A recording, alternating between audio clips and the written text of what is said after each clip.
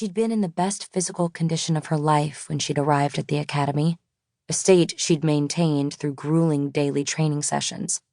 But the long hours she'd spent in the cell had weakened her muscles enough to make even this small act difficult.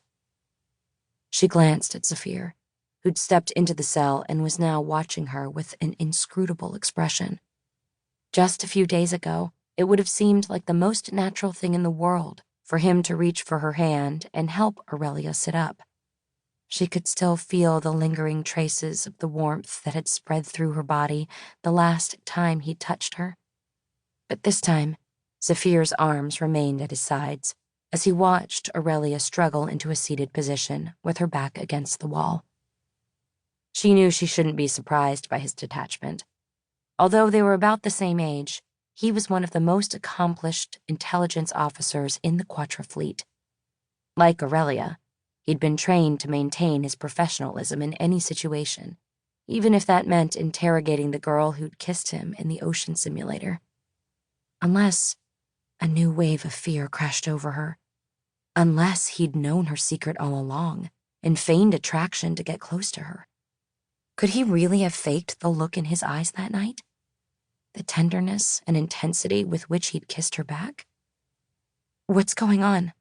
What am I doing here? There has to be some mistake. It didn't take much effort to make herself sound confused and terrified instead of guilty and terrified. "You can skip the theatrics," Admiral Hayes said. "Tell us your name." "Orelia."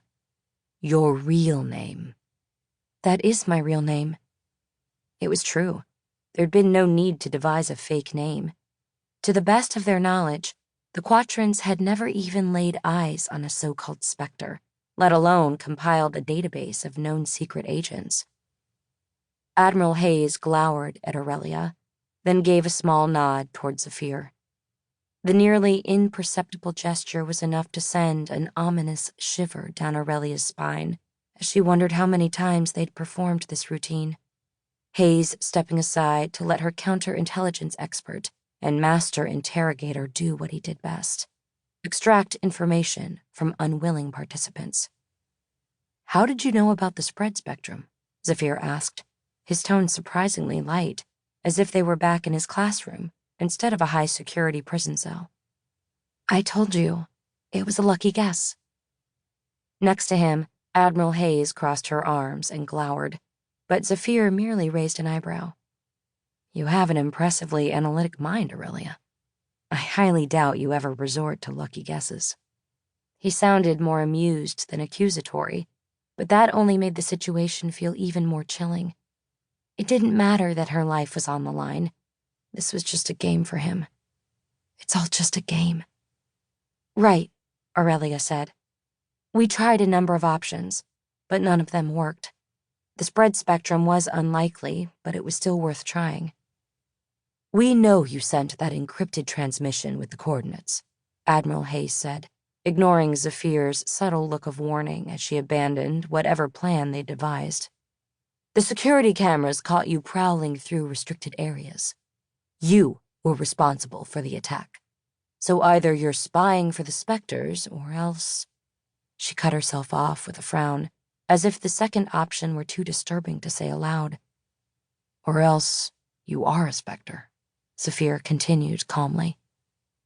Her years of training kicked in, allowing Orelia to keep her voice and breath steady despite her frantically thudding heart. "A Specter?" she repeated, with as much incredulity as she could muster. "Enough," Admiral Hayes snapped. "We have sufficient evidence to lock you up on Shetire for the rest of your life, if you even make it that far. The Quatra Federation knows we captured a spy who put the entire solar system at risk, and we have the legal authority to extract information from you by any means necessary. If you refuse to tell us the truth, then Lieutenant Pratik will be forced to resort to less pleasant methods."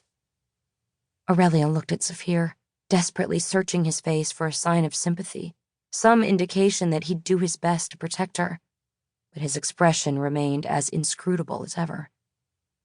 She'd been trained to resist interrogation. It'd been the most frightening, grueling portion of her intense preparations.